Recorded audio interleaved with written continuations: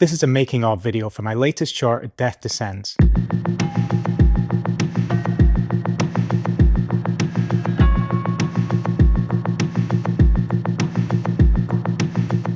Hey, how you doing? My name is Stefan, I'm a filmmaker, and this new channel is a space for me to play and learn and to have fun with some horror, thriller, and dark comedy shorts that I'm going to be making and posting on here pretty regularly.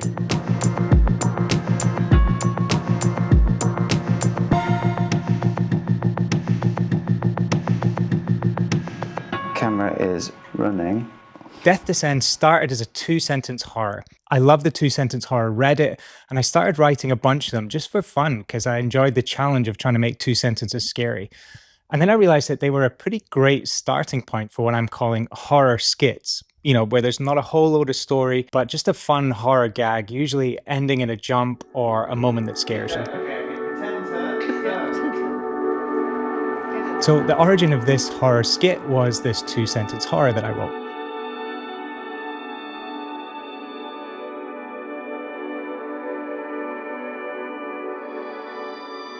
So I knew I wanted to start small and then work my way up to longer and more involved short films.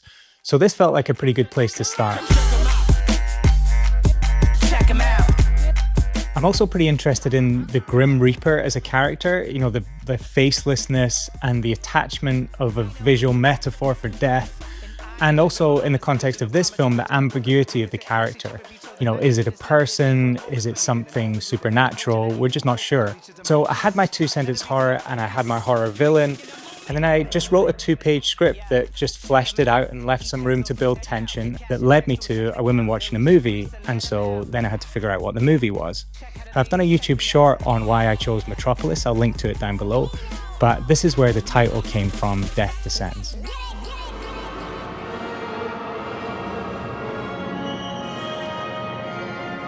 So I had a script, I set it in my house. Locations are always one of the most difficult things about getting shorts made.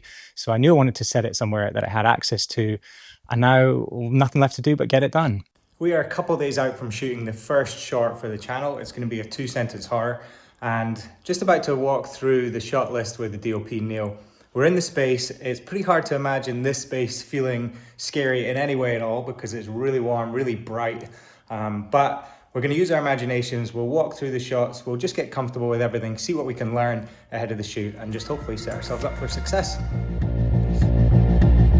Neil is a cinematographer I regularly work with in my day job as a commercials director, and we started prepping by blocking out the scenes in my house together. This is a great time to discuss the shot list and make sure you're making the most out of the location. For me, it's an opportunity to shoot the movie in my head. I like to stand in each camera position and walk through the piece shot by shot. It's a visualization technique that really helps to stand the movie up in my head and just make it feel real before you shoot anything.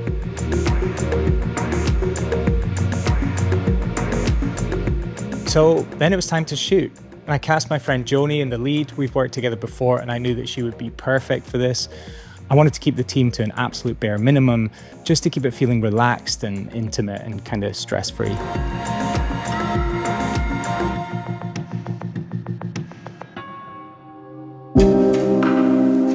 Of course, I chose to start this channel right in the middle of summer, so it was hot. We're not very good at air conditioning here in the UK, and we had to wait until about 10 p.m, maybe even 10:30 to start shooting for proper darkness.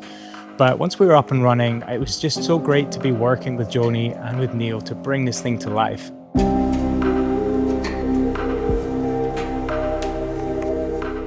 And yes, I did make my film debut as the Reaper.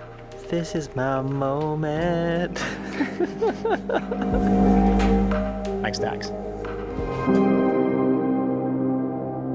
When it comes to the edit, I like to make a selects timeline and then split it out into scenes.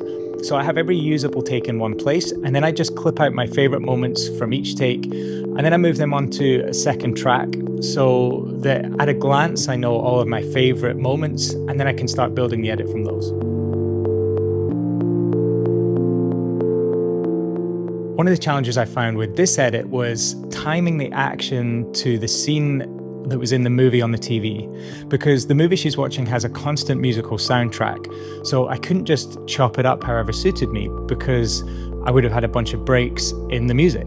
So instead, I had to let the music from the film on the TV dictate the pacing of my scene, which is not how I planned it, but thankfully it worked out, and it actually kind of gave a useful parameter to that scene in terms of length.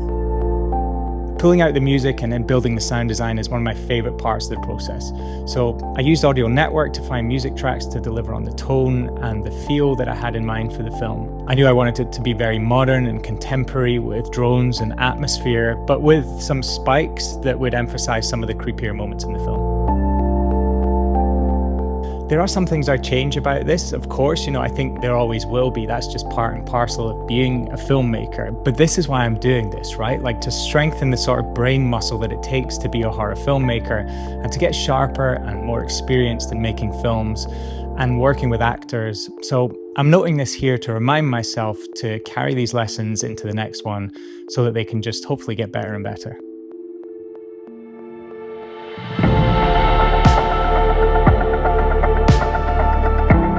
If you're watching this, thank you so much for following along. Go and watch the film if you haven't already. I hope you enjoy it. And go and make your short. Put a date in the diary for next week and then give yourself until then to figure it out and just shoot it. Get it out there into the world. Like and subscribe to stay with me on this journey towards making my first feature film. Bye.